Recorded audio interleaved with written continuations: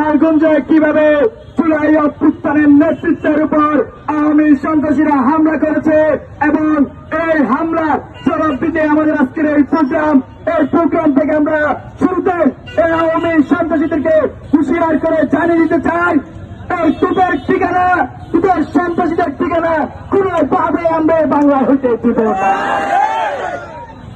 জুলাই অভ্যুত্থান পরবর্তী সময়ে ইন্টারিম গভর্নমেন্ট গঠিত হয়েছে।